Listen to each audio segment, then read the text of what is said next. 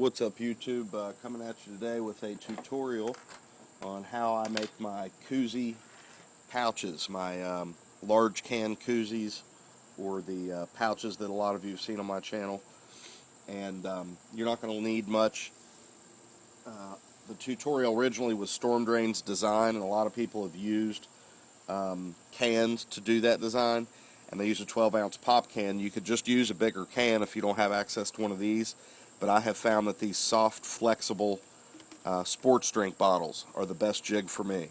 And so we're going to use that in today's demo. Like I said, you can use a can. You are going to need a paracord fid. You can use a straight one, or like this one, a curved one. And you're going to need one rubber band, and you're going to need some paracord. Now, guys, I'd like to mention today that the paracord I'm going to be using in the video was sent out to me by the nice folks over at ParacordStore.com, and they have a YouTube channel. Definitely go sub them. And Steve over there is just a real pleasant guy to deal with. Was nice enough to send me some for this video to check out and use, and I can already tell you I'm real impressed with the quality of the cord, and obviously the service of the company is great as well. So let's go ahead and get into this pouch, guys. The only other thing you're going to need, I'm sorry, is this happens to be a strop, and my buddy that made that for me, I told him he was going to get a kick out of that when he sees this being used, but this is thinner than a broom handle, and it's circular, as you can see. So if you guys want to just cut off a piece of a broom handle, most everyone has one of those laying around. That's all you're going to need too. So basically, you can use as much cord or as little cord as you want, but you are going to need a pretty decent amount to do a pouch. And with this one, I'm going to do roughly 25 feet wrap, and then a second color 25 feet going through the weaving. So when you use two colors, it splits the amount of cord you're going to need up in half. And the biggest problem with this kind of a project is cord management. So just keep that in mind when you make your cord measurements. Now with mine, I'm going to come through the hole that I've made in this Gatorade can right here, just with a pocket knife, and I'm going to come around the top and tie it off to itself on the outside, so that when we're done, I have a little bit of slack to tie off, and you'll see what I mean in the end. This is probably going to be a 2 or 3 part video, guys, and I apologize, I've got a little bit of a cold as well. But this doesn't have to be anything fancy, just a double knot here to hold that off. And we're good to go. Now we're going to take this and just start wrapping it. And we're going to go, and when we come back and weave, start on this side. So I like to put this, to give us some slack, right next to almost that hole, but on the left, if we're going to be working to the right. So then you're just going to start wrapping your cordage all the way around the koozie over and over and over again until you have as many rows as you want.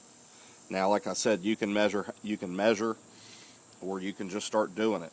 And on this part, there's no needed amount other than the tallness you want of the can, or the koozie, or the pouch. Doesn't need to be real tight, but somewhat tight. Once you get a few wraps there, you won't have to hold on to your slack cord anymore, or your slack jig.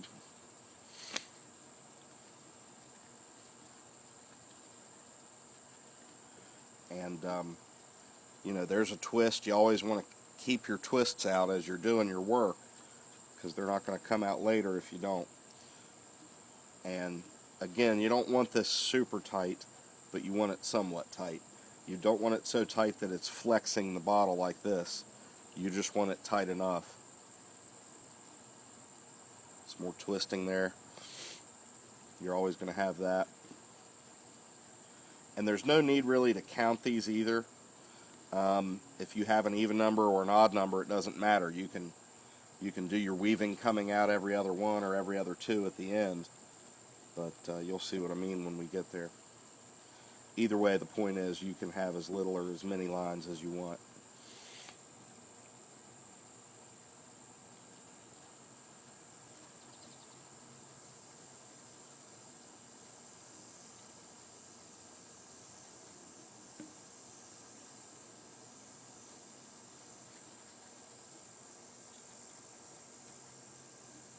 And again, cord management is always going to be the biggest problem. And if you have a nice big work area where you can just throw the cord away from you, it's best off. When you get a big ravel like this, you just kind of shake it a little bit, pull it out, find where it's caught, and go from there.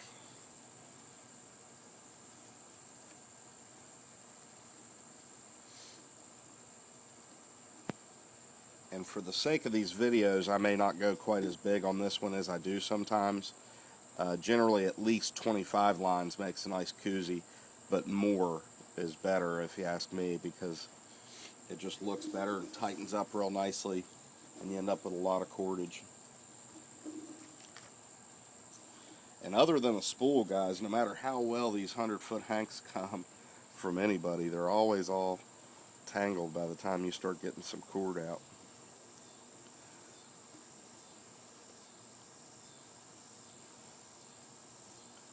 And these will tighten up on themselves once we start weaving up and down, but you do want them to be somewhat close. You don't want them all gapped out. Alright, we'll call that good for this video. I don't know how many that is, and like I said, it doesn't really matter.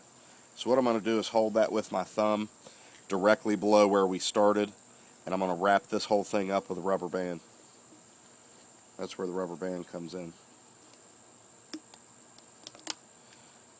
Now I'm going to cut that cord off.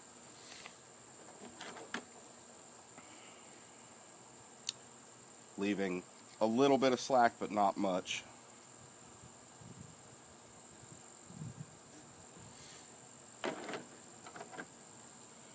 And then I'm not going to burn that yet. So I'm going to come right here, right below my other hole, and put that through the band as well. And then move the rubber band up, just so it's holding everything in place for me.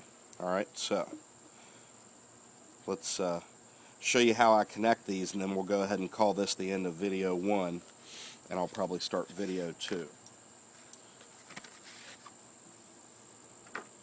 Alright, so what you're going to want to do now is connect the yellow to the blue, or whatever two colors you're using. You could use the same color, and still doing it this way will split up the amount of cordage you use. But either way, I'm going to connect these. So you can normally just burn these together, but with pouches moving around and getting possibly stepped on, thrown around, a little more hard use, say, than a bracelet, I go ahead and tie these. So when I'm going to tie these, I'm going to also rip the guts out, so I have a nice thin tie that I can hide underneath when I'm doing my weaving. I'll show you what I mean in a second.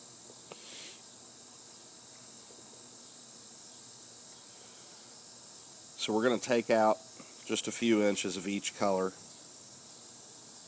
of the inner strands.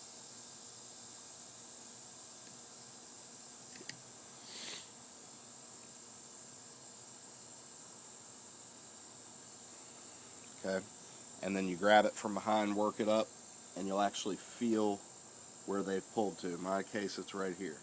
So now from there, it's all gutted. Same thing on the other color. You're going to take the blue, pull out a few inches,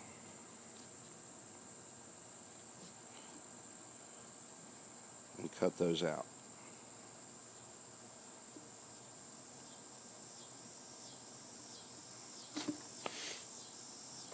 Alright, same thing on the blue. Push that slack back out, and I can feel now it's about right there. Okay, so now we're going to take the blue and the yellow, and we're just going to do a simple overhand knot and then double knot.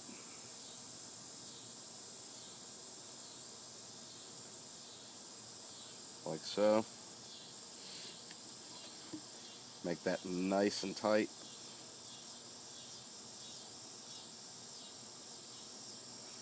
Alright. Then we're going to cut those sides off, burn the ends, and you're ready to go. Okay, so I'll be back with part 2 here in just a minute, guys. Thanks for watching. Please sub.